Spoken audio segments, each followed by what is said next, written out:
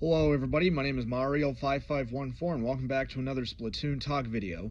In this video we're going to be looking back at some of the weapon kits from the Splatoon 1 era, specifically the blasters, and we're going to be ranking them on their style and their power, as I've done this in the previous videos with the regular shooters and with the semi-auto shooters, or the shooters that had burst fire. And we're going to have them out of a total of 20 points for their style and power. And without further ado, let's get started. First up is the regular blaster with Disruptor and Killer Whale. Now this is a basic blaster kit here, as Disruptor is a very helpful sub-weapon for this weapon, as the blaster does not have much range, so you're going to have to get a little close to their face for it to actually do damage. If you're going for a direct hit, then yeah, you will have to aim very good with this weapon, but you will get blast radius damage from this weapon as well. But you also have Killer Whale, which is at 160p, the cheapest for any special in the Splatoon 1 era. And on top of it, you have light special depletion. Style-wise, the blaster, according to Inkipedia, was supposed to be modeled after a real-life hot rod with the wires, springs, and all the other components that you would see in a hot rod. So for its style, I'm going to give it an 8 out of 10. Power-wise, I mean, you have Disruptor and Killer Whale on you, but Killer Whale is like almost one of those throwaway specials that you just deploy it and just hope that you hit someone with it.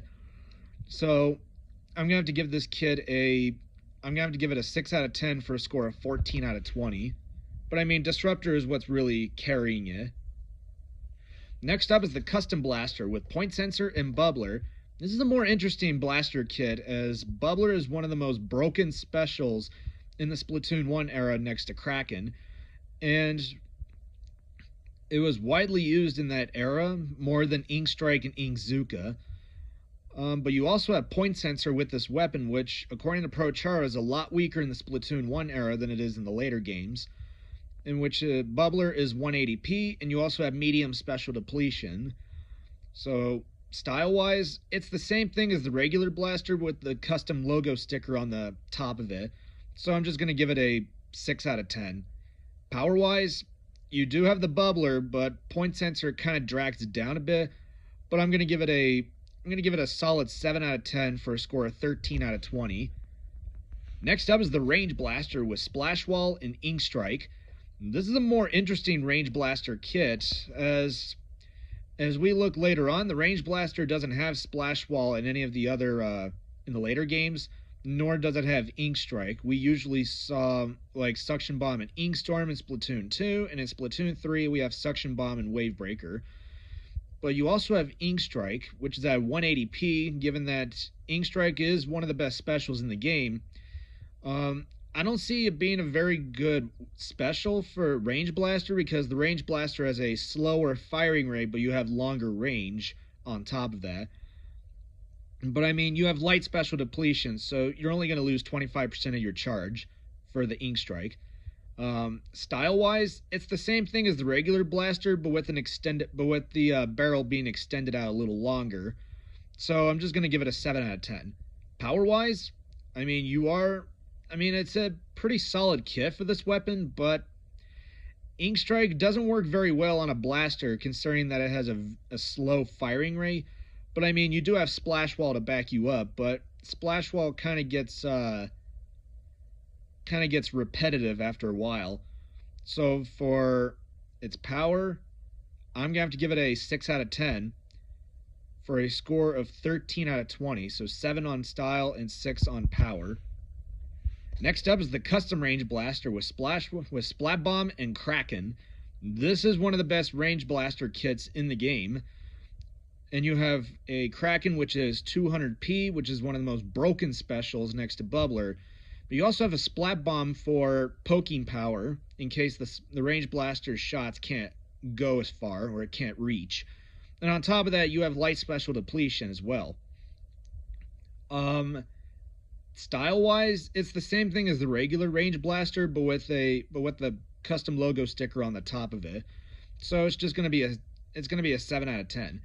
Power-wise, you have a very good weapon kit for this weapon, so I'm going to have to give it a I'm gonna have to give it a 9 out of 10 for a score of 16 out of 20.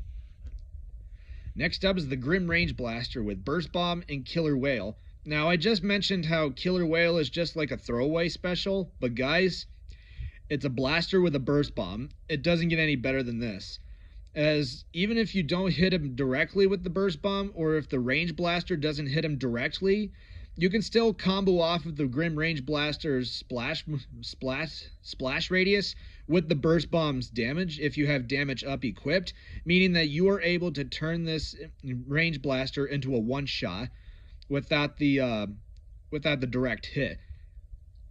And you also have Killer Whale on top, which means you're just winging it, hoping that you splat someone with the Killer Whale. Power style-wise, oh my gosh. Grim Range Blaster actually looks great, I'm not gonna lie. The green and black really go very well, as well as the blue and red wiring going together instead of just the two red wires on the side of the weapon. So for its style, I'm gonna have to give it a 9 out of 10. Power-wise, you do have a Burst Bomb with Killer Whale, but on top of it, Killer Whale is just one of those specials that a lot of people rarely touch. So for this reason, I'm gonna give it an 8 out of 10 for a score of 17 out of 20. Burst Bomb and Killer Whale are kind of cool with the Grim Range Blaster, not gonna lie. Next up is the Rapid Blaster with Ink Mine and Bubbler. Alright, let's talk about this weapon a bit.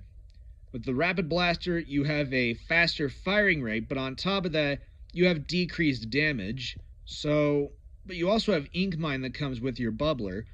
Ink Mine is a single-use sub-weapon that, according to Prochara, lasts only 10 seconds before it explodes, and it takes so long for it to explode, you rarely get hit. You don't even get hit by it, so it's a pretty low-tier sub in Splatoon 1 before you could place down two of them, and it actually exploded when someone set foot on it in the later games. But style-wise, I mean, the Rapid Blaster doesn't look that bad, but it just doesn't have that same appeal that the regular blaster has, so I'm gonna have to give it a 6 out of 10. Power-wise, you are heavily reliant on the Bubbler to carry you, but you also have Ink Mine that really drags it down, so I'm gonna have to give it a 5 out of 10 for a score of 11 out of 20. Ouch. Next up is the Rapid Blaster Deco with Suction Bomb and Bomb Rush. This is another weapon that got changed over time. In Splatoon 2, it has Suction Bomb and Inkjet, and in Splatoon 3, it has Torpedo and Inkjet. But I mean, Rapid Blaster having Suction Bomb really just helps it out with its power as well as its damage output, as the Rapid Blaster does not do as much damage, even if you do a direct hit, which means you are relying on damage up, in which the Splatoon 1 era was marked by quick respawn. So yeah, there is that kind of a thing you had to deal with. But I mean, style-wise, it's the same thing as the regular blaster, but with the deco decals on the sides of the weapon. So it's just going to be a 6 out of 10. Not much to see here. Power-wise, I mean, Bomb Rush is not bad, but I mean, you're always going to be out in the open when you're using Bomb Rush compared to the other specials like Bubbler and Kraken. Same goes with Ink Strike and Inkzooka, but I mean, Bomb Rush is just one of those specials that only exist in Splatoon 1. But I'm gonna have to give it a 6 out of 10 for a score of 12 out of 20. Next up is the Rapid Blaster Pro with Seeker and Inkzooka. This is an Inkzooka. This is like the first Inkzooka weapon we have with the blaster, with the first blaster that has Inkzooka. And like I've said in the previous videos with Seeker, I mean, Seeker was only a Splatoon 1 exclusive, being a combination of a curling bomb and auto bomb. But according to Prochara, this thing used up to 90% of your ink tank. Yeah, meaning that you're only gonna you don't have much ink to even fire off one shot after deploying the Seeker, which means you're gonna have to submerge right after you fire the Seeker. And not only that, you don't have a very good painting weapon when you have Inkzooka. But on top of it, you have light special depletion. Style-wise, I mean, you're basically looking at the Rapid Blaster that looks bigger and has an extended barrel for longer range, but it's still mediocre. I'm going to give it a 6 out of 10. Power-wise, you have a very bad weapon kit for the Rapid Blaster Pro. Don't get me wrong, Inkzooka is not bad. It's actually very good, but it depends on what kind of weapon you have the Inkzooka on. And the Rapid Blaster Pro doesn't have the necessary fighting capabilities or inking capabilities to even get the Inkzooka. So good luck trying to get the 220p Inkzooka with this weapon, as this is going to be a 4 out of 10 for a new low score of 10 out of 20. Ouch. And finally, we have the Rapid Blaster Pro Deco with Disruptor and Killer Whale. This is another blaster weapon with Killer Whale on top of regular blaster and the Grim Range blaster. This is more of the lighter side of the blasters with this weapon, but you do have one of the best sub-weapons, which slows you down for 5 seconds, as well as depletes a small amount of your ink within those 5 seconds. You also have Killer Whale, which is at 160p, and you also have light special depletion. So you have no problem with it. Style-wise, it's the same thing as the regular Blaster Pro, but with the Deco decals on the sides of it. So it gets repetitive after a while. I'm just going to give it a 5 out of 10. Power-wise, I mean, you do have the Disruptor and Killer Whale carrying it, but I just don't see it working well with it compared to the regular blaster. So for this weapon, I'm gonna have to give it a 4 out of 10 for a new low score of 9 out of 20. Yikes. And with that, that is all of our blaster kits we have in the Splatoon 1 era. Thank you all for watching. If you guys liked the video, be sure you subscribe and don't forget to leave a like on the video. If you guys want to see more videos like this, just send a comment below. Thank you for watching, and I will see you in the next video. And until then, stay fresh.